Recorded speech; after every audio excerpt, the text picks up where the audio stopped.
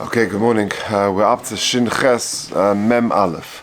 Says the Mechaber, Ha'isha medado espeno, a woman can walk her son, afilu b'shus rabim, even in a b'shus rabim, u'bevad shelo sigreihu, as long as she doesn't drag him, eliyeh magbia ragle achas, but rather she helps the child move one leg, v'yaniach hashniya, and then moves the second leg ala oretz, v'yishoin oleo ad sheyachzu v'yaniach ragle shigbia, and he's resting always on one leg whilst the other leg is sort of in motion. So the child is always leaning on one leg. Okay, let's see the Mishnah Berurah. Because even if in actuality, if she lifts him up, really she's potter. It's not considered hotzah. Why? A living person is considered carrying himself. It's not really, you're not carrying that person. The less bazel is drabonan, therefore the whole prohibition is only midrabonan. To say that you're not allowed to walk the child in a Rosh Hashanah would be therefore a gezer l'gzera. If, however, you carry a person who is tied, or someone who is a chayla who cannot walk, chayiv, then you would be chayiv because the bezel shaykh shenosis atzmai. Then you can't apply the svara of the chaynosis atzmai, and therefore that would be problematic. If a person carries a mace, have a melacha she'enet tzricha legufa, and therefore that's only considered a hitzah drabonon. Yeah, but if for whatever reason you are, for example, maybe you put the thing on top of it, or something like that. You put a lechem or something on top of it. Because which basically means if you're the classic example is if you're chofer guma, you dig a hole, you only need the offer. You don't, because the malacha is the guma itself. So if you only need the offer, then it's a malacha she'ein tzricha l'gufa, and therefore that makes it a drabonon. Okay. Kufnan dalet sheloi tigreyu. You shouldn't drag him. If they shouldn't say so, because that's carrying him. Kain cause of Rashi mashma the svirle David can motion. The dragging the child along is because if you're carrying him. V'imkein afilu b'karmelis also, and that would be also therefore even in a karmelis. V'yeshim mekilim b'zeh. There are those who are more mekel. Avol lissa oisa kseifa, but to carry the child on your shoulders. Gam b'karmelis also l'kula alma. Even in a karmelis, which is an issa drabonon of carrying, l'kula alma would be also. V'yesh mehamoin shenichsholim b'zeh. There are people, sadly, says the Mishnah Berurah, who slip up on this. Shenoisin katanim al kisveim. There's no eruv, and yet they put children on their shoulders and they carry them. And their argument is, well, look, the child can walk himself, and therefore chaynos atzmai. But it's not true. You're not allowed to carry a child on your shoulders on Shabbos when there's no eruv. And therefore that's a mistake. It's a drabonon yesh b'chol ofen afilu b'karmelis, because a true chaynos atzmai that doesn't give you a green light to carry the child on your shoulder. And even in the karmelis, it's awesome. When we call makom toiv limna meloim lohen, shebevada lo yishmu lanu. Amazing, because it's better not to tell them because they're not going to listen to you, and therefore, if they're not going to listen, better not to tell them. He says in 157, if there's a suffix, maybe they'll listen. Then mavur lekamon in Tofresh Ches shetzorich limchos b'am. Then you do have to tell them. Okay. And it's better they should be shoygeg rather than mezidin. Once you inform them that it's not allowed and they're not going to listen to you, they're violating this problem b'mezid. If you look at 158, he says, we've had this before, that when do we say mutav shir shogin v'alu mezidin, that's only something which is not mafurish in the Torah. Afal pisha also midaraisa. Yeah, but if it's something which is mafurish in the Torah, then you've got to say it. Then you can't hold back. If it's not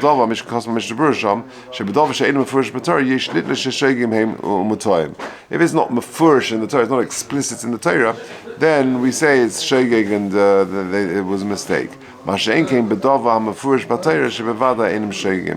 But it's something which is explicit in the Torah. You can't say that they're shogeg. They're deemed to have known it. Okay, continuing the Mishnah Berurah. If you've got a child who's so young that he's not able to walk himself at all, if you carry that child in a Rosh Hashanah, according to most poskim, you're chayav min haTorah. But however, carrying the child by way of a non-Jewish person, that would be mutter, because, says the Mishnah Berurah, we don't really have a proper Rishus Rabbim nowadays. If you carry a child and the child is carrying a purse of some sort, even if a child can walk himself, and therefore there's no Issa Deraisa of carrying that child,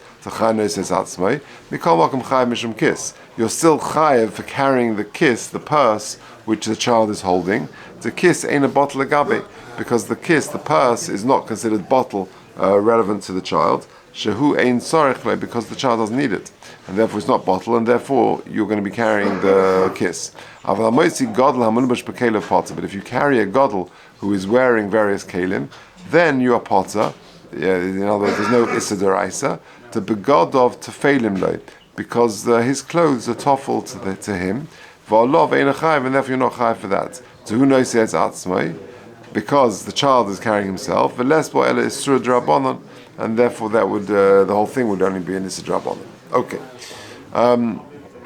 So again, just to summarize what we said, that you're allowed, a mother is allowed to sort of help the child walk in a Rishus Rabbim, even in a Rishus Rabbim, but so long as she doesn't sort of drag the child and certainly doesn't put the child on her shoulders, that would be okay, because that child is Chaim Noseis Asma, which is considered a Hitzah Midrabanan, and therefore for you to walk the child whilst, the child is walking one leg at a time, that would be okay, but doesn't allow you to actually carry the child. Okay, Membase.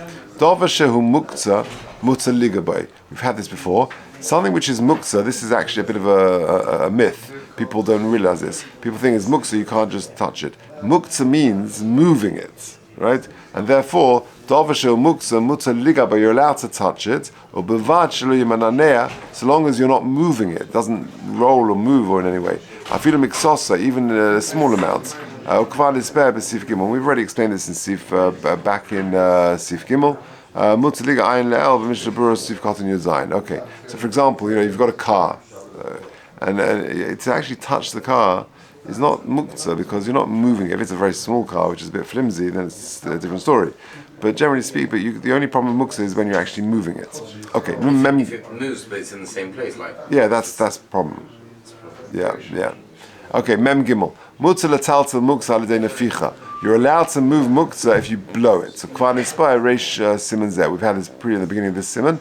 So that's also a useful Shabbos hack. If you need to, you've got something on the table, you want to move it away, blowing it is okay. That's not considered moving it. Good. Mem Dalet. Kli shenisrei eya. You've got a kli which is broken. Lo yitlu mimenu cheres lechasas b'o ilismech b'o. You can't take a shard of that kli, a piece of that kli, either to lechasas b'o, to use it as a stop, to cover something, or ilismech b'o, as a support. Says the Mishnah Berurah Mem Dalet, lo yitlu mimenu rotzolema. Shelo yitlosh mimenu.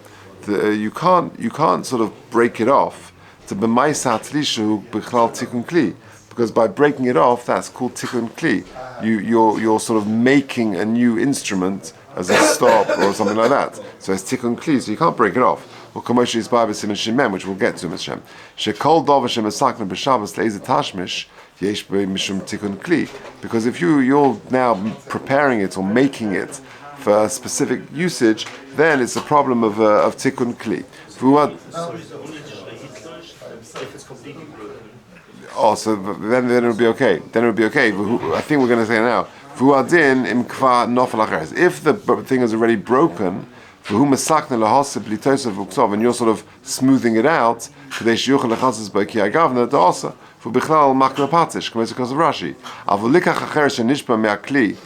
if you take a piece of the shard of the kli which is broken, without any tikkun, which I think is what you're referring to, right? Then Vaday Shari Kamavu Le'el B'Sif Mem. B'Sif Vov. Yeah. So if you're not doing anything, you're just taking the actual thing and you're using it as a stopper, that would be okay. Now Mem Hey, let's just do this one. This is interesting. Also Lischik b'Shabbos v'Yontav b'Kadur. You're not allowed to play on Shabbos and Yontav with a ball, with some sort of kadur, a ball. V'Yesh Matirin v'Noagu lahakel. And the minhag is we're makel to play with a ball. So let's take a look. Kufnan Zayin Bekadur. Bain im Hishal Naya Ishal Eitz. We're not talking about a football, right? We're talking about a ball made out of paper or of wood. She'ein Shem Kli Olov, and it hasn't got the status of a kli on it. Sheroi Lischuk Bay, Machma Sheroi Lischuk Bay. Vavi Ke'even Shu Muksu Megufay. And therefore, the first opinion is kadur, which is made out of wood or paper or something, is considered like a stone which is mukma machmas gufay. And according to the first opinion, you can't move it; it's muktzah. V'yesh matirin. There are those who are matir, and they allow you to move it. It's not muktzah. What's the reason? Says the Mishabura Kufnun Ches. V'yesh matirin efshe shetaimam kimin she'osu lekach umuyuchad lezeh betmidos lo shaykh b'shem muktzah. Since it's made for this purpose as a ball and as a permanent way, it's not shaykh muktzah here over here. But certainly you can't play with this ball in a Rishus Harabim. Even in the Carmelis, where the Issa Hotzah is Drabanon, even that is not allowed. Because it's a ball and it rolls and it's quite easy that you might end up carrying it 4 Amos in a Rishus Harabim. Even if you're playing in a Carmelis, it might roll out. But according to the second opinion, where there's no Issa of Muktzah, and because it's Yontov and there's no Issa of Hotzah, that would be allowed even in the Rishus Harabim. Now that's quite important. This is only if you're playing on the ball, not, you're playing catch or something like that. But if you're playing al gabi karka on the ground, that's a problem. Because playing ball games on the ground is a problem of ashuvei gumus.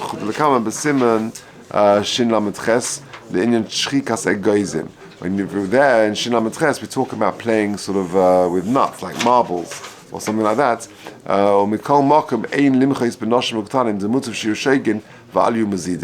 Because with kata, there, they're not going to listen to you. And therefore, we apply the concept of mutav shir shogin v'alyu mezidin. Now, this concept of playing with balls and marbles, we'll get to in more detail in Shin Lamed Ches, but I just want to show you, what about playing marbles on Shabbos? Are you allowed to do that? So, in the Shmir Shabbos, he says the following. He says, Mutza lischek b'goylos, you're allowed, in fact, I think it's got it in a footnote. Have I got it here? Yeah, sorry. If you take a look first in the footnote, 164, v'lisachik b'gulos, playing with marbles, b'chotzem rutzefes, in a paved sort of chotzer, courtyard, where the majority of houses are covered. It's not like earthen floors, and therefore there's less of a problem of Mashav Gumus. Even if it's a paved courtyard, you're not allowed to play. Because if the majority of courtyards are not covered, then even if your one is covered, you've got a problem with playing marbles or ball games or something on those covered courtyards. And we're not, kids who play are not discerning enough. And since the majority of courtyards are not covered in these cities and these towns, therefore, even if this particular one is, we wouldn't allow you to play the ball games. And kids haven't got the sophistication to be discerning which is covered, which is not covered. Avol, b'bayis merutzov in a but in a house which is not earthen floors, but you've got a floor, a regular floor. And that would be okay to play with them. But sweeping a courtyard floor, where the majority of floors are covered, because sweeping is generally given for adults, and adults can differentiate. They know not to sweep a floor which is earth and dirt, but if it's covered, they would allow you to do it. So just coming back to the marbles, the Shmir Shabbos, this is what he concludes. You're allowed to play marbles, but that's only indoors. So you're playing on your living room floor or something like that. So long as it's not an earthenware floor. But playing outside of your house, even though it's a merutzov area, it's a covered area, also. That would be also. So it's quite strict playing ball games on Shabbos. But Mishnah will come to it in further details coming up. We'll get to that. Sorry, what?